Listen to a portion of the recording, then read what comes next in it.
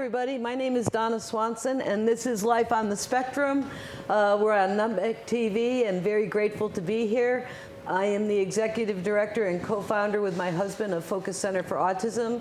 We've been in business now for 21 years and providing services to the autism community. And we have a small school, a private special education school that's awesome. It's called the Fresh Start School. And then we also have the Focus Center for Autism that we provide services out of. And then we also have 2 residential programs. One is a group home in Barkhamsted for teenagers up to 21 with autism and trauma. And the other one is a supportive housing program in Torrington for young adults with autism and trauma. And we're very proud of all the programs that we have, and just trying to provide a continuum of care for people on the spectrum and give them a life of meaning and the tools that they have and need to fit in socially and emotionally. Today on our show we have Dan Sitcovsky, who's the Director of Autism Services and my partner here on the show more often than not. And we have Gabriel. And Gabriel, how old are you? 16. On December 29th, I'll be 17. You're going to be 17. And so Gabe has been on a couple shows here before, but they were the group shows, right? Yes. But this is your first debut. And Gabe's wearing a mask because this is what he feels the most comfortable in, and that's how we roll. We'd like to have people feel comfortable. But you're not really a shy person, are you? I would probably consider myself a little bit, perhaps. A little shy, but then you do these amazing things that require no shyness whatsoever, like what do you do? That speech you gave at graduation? Yes, a great speech. Tell us about that. Well, I guess I do get shy, yes, I will say, but when it comes to, before the moment and then in the moment, all that shyness seems to just kind of go away. So how are you feeling right now? Has it gone away yet? Yeah, now that I'm hot on the spot. Now that what? Now that I'm on the spot. It's good. Now that you finally... And I think that's a good point, because I kind of had this too. There's people, we always say people on the spectrum are different. Everyone experiences anxiety different. Right. Whereas I have anxiety kind of like you have anxiety, where it's when you're waiting for something to happen, but then when it's happening, it's fine. That's why we were worried about you coming on, and we'd be anxious for the first minute, but you're good. Yeah. Dan kept saying, it'll be great, no problem. Yeah. And you've done a panel too, right? Did you do a panel? I thought you did one. No. He will do one eventually. Yeah, the closest thing that I have done to a panel was for a portrayal on Christmas, I believe, or around it, with the Christmas tree. Yes, he was on Fox 61. Yes, that's right. That's right. Well, yeah, you have a lot to say and a lot to offer. So we want to tell me what brought you to Focus. Why did you come to Focus, and how long have you been there? Well, I would have been in Focus for 2 years, and what brought me there in the first time was that, well, in regular school, I wasn't exactly the best, and that after an incident, I guess I had no other choice than to bring me here. Do you mind telling me what the incident was? I'd rather not go back there. Okay. I accept that. That's fine. And I really appreciate that you using your words and your voice and letting us know what you're comfortable, because it has to be anything that you're comfortable with. Thank you. And that shows a lot of growth to me that you can say that. I appreciate that. Thank you. So you came to Focus because things just weren't working out for you in the public school. Yes. And that's a safe way to put it?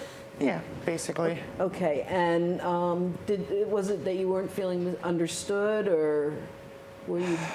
You don't have to go into details. Just being honest, concepts. I'm not exactly sure myself. I think it was that I wasn't getting the, I would think, proper supports for it. I wasn't getting that one-on-one time. I wasn't able to have somebody to contact for main support, and just kind of tried to bottle up all the frustration. Because I think you had mentioned that you were in a really big public school too. So it's sometimes if you don't really stand out with like behaviors, right? Because I assume you were doing pretty well, kind of quiet. Am I right to assume that? You might not get as much services if you're a quieter person, and it might not get the support, and then it leads to something that could be bigger, and then you eventually, and that's kind of a thing we've seen for a lot of people is unfortunately you don't get the supports unless you have a big thing happen, right? Yeah. So the ones that hold it in sometimes are the ones that go unnoticed, you know? Dan, do you remember when he came to Focus? Tell me what you remember. I remember him not being sure if he wanted, you know, like, because you have high expectations for yourself, right?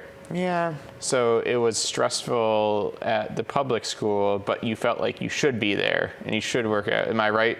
Yeah. In remembering? And it took you years to get over that, right? I'd say probably it might be still working on it, right? Because you were kind of nervous about, well, we'll get to that later because you're going back, right? Nervous, but you kind of, you think you're ready? Yeah. I would think that what I've learned and what I've gained here, I'm still very concerned, but I feel like that I think that I can give it a shot one more time.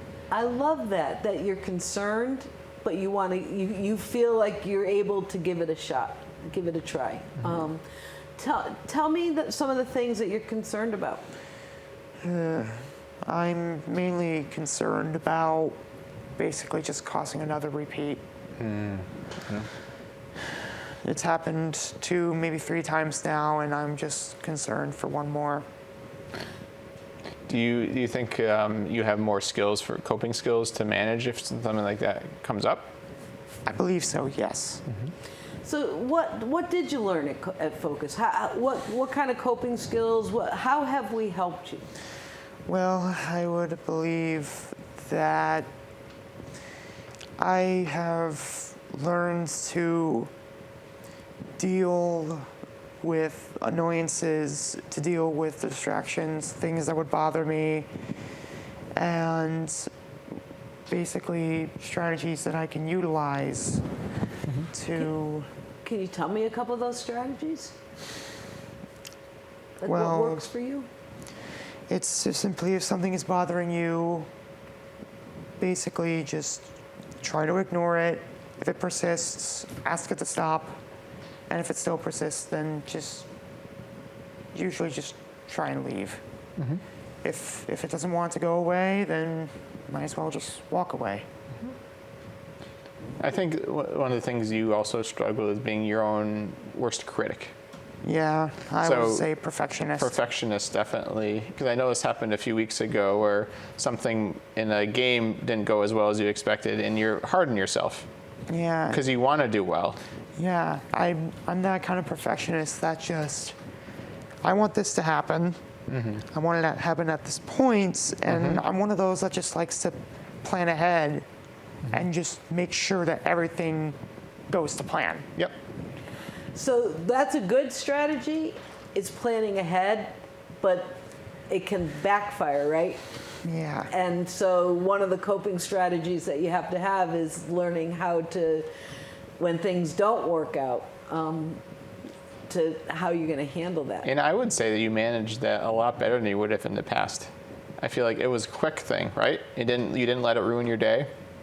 Kind of happened in a moment, and you're upset with yourself for having that reaction, is what I took. Is that true? Yeah. But it's okay to have those feelings. Like we always tell people, it's okay to have the feelings. You know, you're human, right? It's how you manage it or try to work through them. Right. That's the most important. Because we've had so many kids think they've had a terrible day because they had a reaction to something, and it's like, no, you worked through it. You had a good day. You can't control those all the time, right? And anxiety is something that we all have, and frustration. And like this morning for me, it wasn't, things were just kind of piling up, and then I just had to take a deep breath. Sometimes I say I'm channeling you, Dan. Yeah. I try to channel you and just, calm myself down and move on. And one of the things I do know about myself, and I've learned it over the years, is that no matter what comes up, I will be able to handle it. I may not like it, but I will be able to handle it. And once you learn that you can cope, it does help. Do you think you can cope? maybe, hopefully yes. Are you worried that's not to the level that you would want to be able to cope? Unfortunately, yes. Yeah. And is that because you're a perfectionist or because you have some doubts? Well, a little bit of both. Because I have a feeling with the things, right, Dan, the things that he's been saying sounds like when you get to that spot, you do handle it. Yeah. But you get more disappointed in yourself for getting to that spot. Yeah. Am I right? Yeah, because it's a case of you should have done this already. You shouldn't be getting frustrated by this. But we can't, it's something to internalize that we can't always get too frustrated with ourselves because we're only human. Right. And it's hard, but I know it's hard for you. Sometimes things make more sense if it's this or that, right? It's harder in the middle. The gray. Yeah. You like the black or the white, right? Yeah, it's in a way kind of like that. And I always want it one way, but I know that apparently it's well, maybe not exactly. Maybe not. I don't know actually. Yeah, it's hard to think. I think it's one of those things like a double-edged sword. It's good to be black and white thinking for specific things, but then in other things and like socially sometimes it's hard, right? If thinking in that way. Yeah. It's always good to be able to try and find the gray and have that wiggle room because I find that things don't usually go the way they're planned. Do you find that? Yeah, I try to. I'm guessing it's the case of the world sees it as either A or C and no B, which is what I require. Right. So how do you get to the B?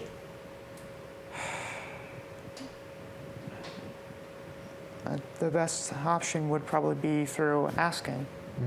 Asking for that hand, asking for that help. And Asking for that hand. And I'm glad you said that because that's something you really worked hard on. Is you wouldn't want to ask for help in the first few years, right? Yeah. You feel like I can do it, but I've noticed you asking for help, not all the time. You're still doing most things on your own, but you're in some specific times, you're like, hey, I probably need help with this. And that's important. What might you need help with? I think if there's a peer frustrating you, right, or something's happening, whereas before you might just react immediately and I'll handle it. I feel like now you're more, I don't know if I want to handle this and let a staff know. Yeah.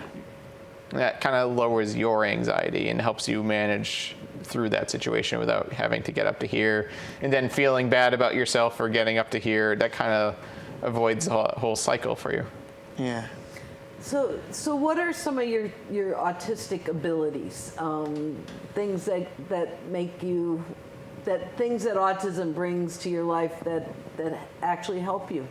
Well, I guess for first things first is that apparently I seem to be excellent at mathematics. Yes, you are. Awesome. Yeah, and I seem to be able to kind of, I guess, have this sixth sense where I seem to be able to be very empathetic with others, able to pick up on the emotions, pick up on the feelings. That's really quite wonderful that you can do that. Is it hard for you to interpret them and know how to act around those emotions? Because I've known a lot of people, it's like pick up everything, but then it causes anxiety. Like, what do I do? At that point, it is yes, because it's a case of confliction. Because at points, it's a case of yes, I know that they seem frustrated, but they don't want me to go into it. So it's a case of me feeling bad for myself because I can't do anything about it. And you want to be the one that helps. Yeah. Yeah. But you also know how that feels because if you need help and you're not ready for it, then you can't have it, right? No. So that's that two-way street. So you sort of understand that when even though you want to help, somebody might not be ready for it, right? Yeah. What's another one of you're good at math, You have empathy, which a lot of people on the spectrum have trouble with. So that's a real plus, that you can have empathy.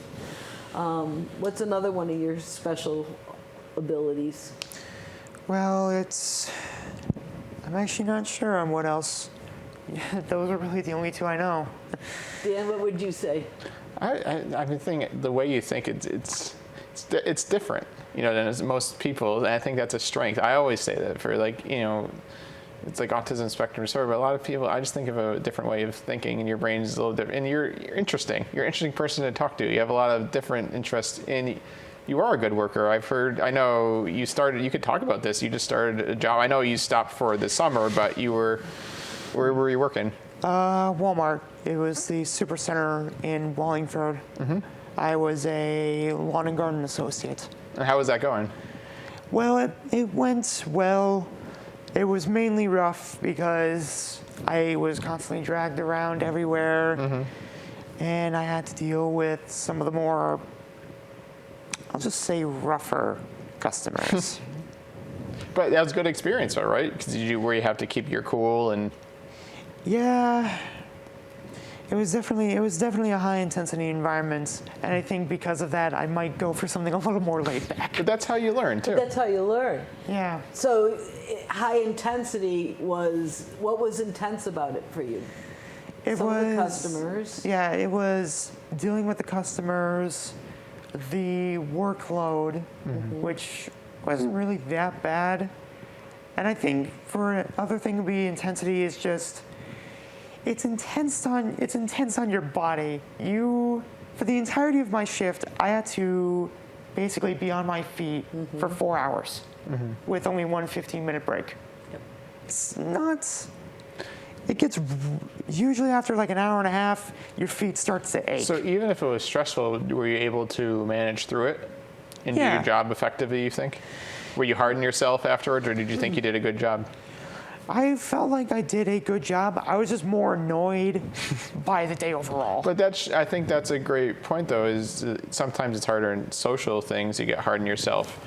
But in a job, you're able to say, no, I did it, because when it's structured like that, right? And that you know your role, even if you're being dragged around to different things, you know that's the expectation. So it's easier to, you know, there's less gray area, right, in that type of. And for someone on the spectrum, being dragged around that's a lot of transition too. So you handled that? Yeah, because being dragged around to do tasks that you're not normally supposed to do, it was a case that I did not like at all. Mm-hmm. Because what I was expecting was, okay, you're supposed to do this, and I would have been, all right, then I'll do it.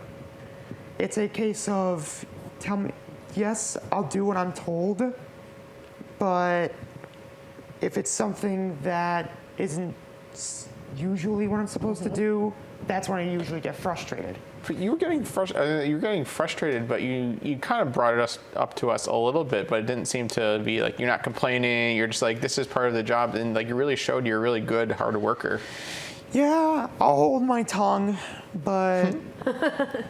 So did Walmart know you were frustrated, or you handled it? I felt like I handled it well.